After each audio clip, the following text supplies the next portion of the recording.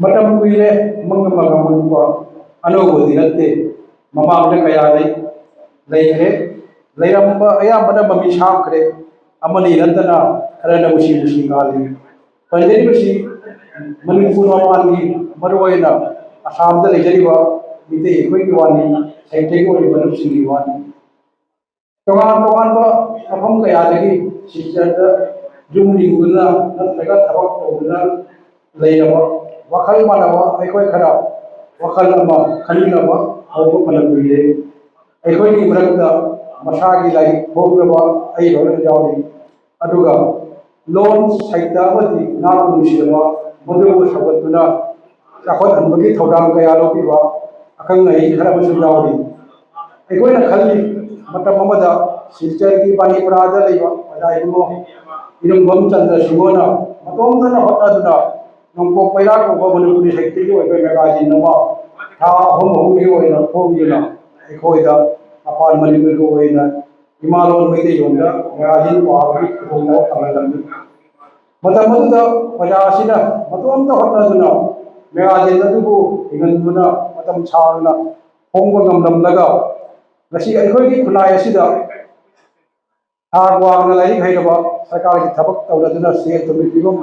hanadagi pakat ro matam sida aikoi na ke phom ma chang nai na bothok ngam da bahai bisi pungning jam da nungsingai oi ilai mak dai khire bajate luk khara da amadi lanai pam jaba khara da matam matam de megajin ra pamnagi hojik su amadi di chang nai da parak lakta phom na bajawri lai phom ki matang da su pe jaba kaya ma lai ngalagi matam da lai khara phom na ki badu saitama nungsijaba himalon da pajanimba singna thagwa na mamal piduna panaki sonaki adugo amarom da gasidi asam ki tawan tawan phom da tawan tawan ba luk kaya na amadi lanai mioi kaya na lai kaya leptana phomna da basu lai sing adu khara natna aya manadi bina thoina khangna da ba mamal jogum toyi maram di lai sing adu pabi da mangani ai basing na wana sel changna phongjaba lai sing adu ai ba masamang na khangna ba tinaba khara da mamal longdana pabina ba khara pito ke badratana kanamatra mamal khajik iduna lai sing adu lai raga pabagi tataba si madi sumeri te hai jai pabina ba lai taba ai mama oi bagi mamal magal taba si na maram oi raga masade i bagi hai jami lai jaba ai ba kaya lai phongi thona phayong lati adum mai namak madu ki rakta su imalo namadi isha ke sektabu jigaru wana khara na masha ke selmu mangna thona pana lai phong da bajak ta banti aduna bo ikoi ke su andam sida thaitai pothok de haina phong da ban jari ban khangna nimang da uriba awan ko pe da kaya su uraga ikoi khare ki wakal da mai da phong da bajak ki ikoi kali ma khara to wa jawra hai ba ki wakal khana lagi marakta nongma tingom ipoton singo saita boson mayam na ayes tingom haina khangna bana aigon na hairati raje ai khoi gai ai basi abadi wakal man wakara pul laga luk abadi shem jawni manipur da di tawan tawan pa minda barang kai da lekhe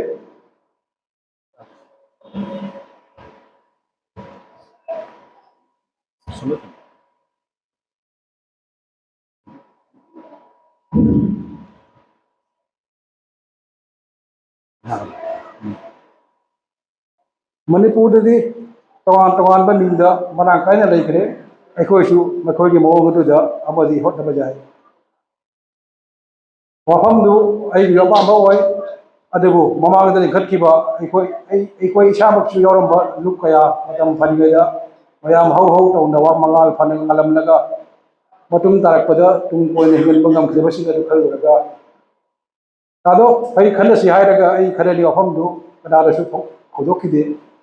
pada ka hida afa matanga panjini madudi ngasi dagi chahi trai thoi tara hum de mamang da ai khoi khara ai samak is tingom dr kunjalal ajem da panamadi atei ai khoi bu sagot pe waja sing khara jauna samjirei publication haina dum mata ma sem laga madugi makada samjirei ni thon de mega jin ma tha hum bom yo na phongji adu chahi ani mu phonglo matung khudom cha da bakhara mayok na kadigi ai khoi te phong mega jin adu मखा तथन पुथोक ngam लेपी मरता पंजरीबा याम थिगोम इबोतोना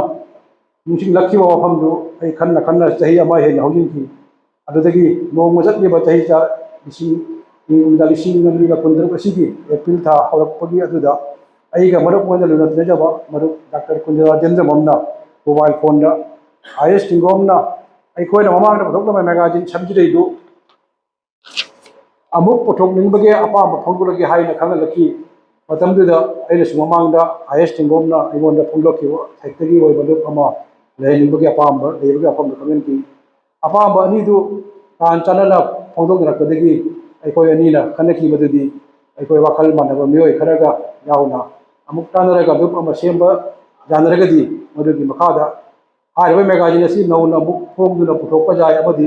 मदुगा लोइदना अतै साइटगा मरिदबा थबक थरमसिंग पांथोकपा जाय मखा तरकोइना अखोइ वाखल मानबा इथक थोंबा अमदी अतै मदु मपांग खरगा तानरगा तदेबा चही जा लिसिंग अनिगा कुंद्रुप असिगे एप्रिलतागे एटा कुनिथोय अता लिथोय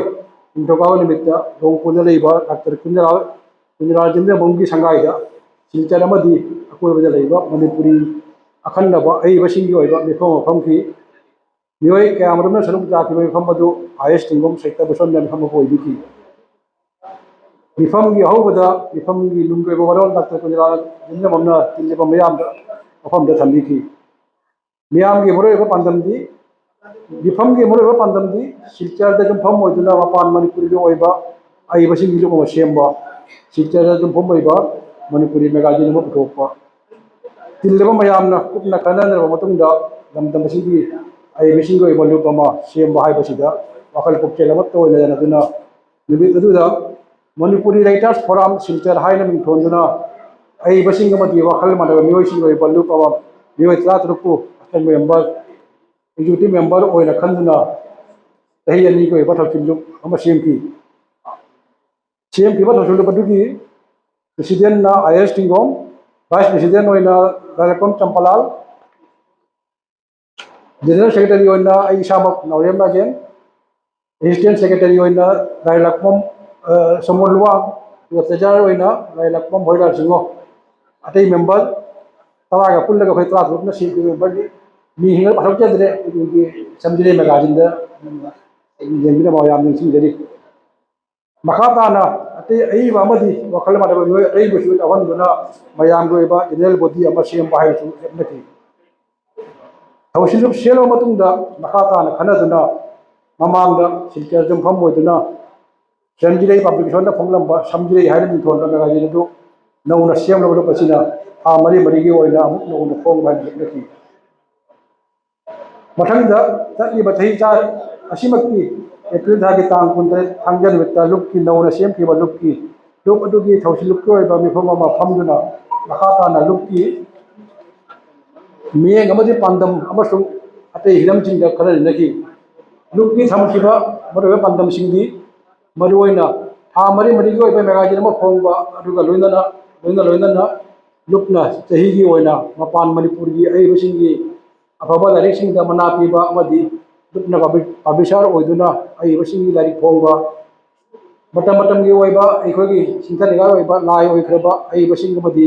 अतै लमजिंग लपताक पि लमसिंगी इंचिंग थरप अमसुंग अतै साइटगी थरप थरमसिंग सेमिनार वर्कशॉप सिम्पोजियम चिंग पंथोक पाइन सुदनकी अरोइबदा अखोइना आहान बथौचिलुप सेमबगी निमित्ता लुपकी मी मणिपुरी राइटर्स फोरम सिलचर हाइना लपनखिबदु मिंथोनसी इमालोन ओहेनिंबगी वाखल फोंदोकदरकदगी अमुक्का हन्ना कुपना खननदरबा मतुंगदा मिंगसी ओनदुना नुंगचुप हरम मणिपुरी असै लुप सिलचर हाइना दौना फोन बाइना लपनखि मिंगसी खनखिबगी मरुंगदा लेरिबा वाखल लोंदी मणिपुरी साहित्यगी मपुंग मरुसी मणिपुर ओय अदगा मपान मणिपुर दा इखोइना पंजाले ताजना लेरिबा लमदमसी मणिपुर की नुंगचुप हरम दनी मरम मसीना मणिपुर की नुंगचुप हरम जे लेजरिबा इखोइ लुप असी हरम मणिपुरी असै लुप सिलचर हाइना फोन बसी लपनखिबनी हौगिबा था खरसिदा अखोइगी नुंगचुप हरम मणिपुर असै लुप सिलचर सोसाइटी एक्ट कुंतरु सिंग अमगतानिपान हुंबु इंगी मखादा रजिस्ट्रेशन तौबा नंबे तुंगदा अखोइगी मेंग अमदि पांडम मतैसु पांथोक ताहोनबगी वाखलोन गा लोइनना साहित्य अकादमी न्यू दिल्ली दसु एफिलिएशन तौबगी ꯇꯨꯡꯒꯤ ꯑꯁꯥ ꯆꯥꯎꯅ ꯊꯝꯖꯔꯤ ꯑꯩꯈꯣꯏꯒꯤ ꯂꯨꯞꯀꯤ ꯊꯝꯖꯈꯤꯕ ꯄꯥꯟꯗꯝꯁꯤꯡ ꯑꯗꯨ ꯊꯕꯛ ꯑꯣꯏꯅ ꯑꯣꯟꯊꯣꯛꯄꯒꯤ ꯃꯤꯠꯌꯦꯡꯗ ꯑꯍꯥꯟꯕ ꯈꯣꯡꯊꯥꯡ ꯑꯣꯏꯅ ꯉꯁꯤ ꯂꯨꯞꯀꯤ ꯑꯍꯥꯟꯕ ꯑꯈꯟꯅꯕ ꯃꯤꯐꯝꯂꯦꯟ ꯑꯁꯤ ꯑꯩꯈꯣꯏꯒꯤ ꯊꯥ ꯃꯔꯤꯗ ꯐꯣꯡꯒꯗꯕ ꯃꯦꯒꯥꯖꯤꯟ ꯁꯝꯖꯤꯔꯩ ꯐꯣꯡꯕ ꯑꯃꯗꯤ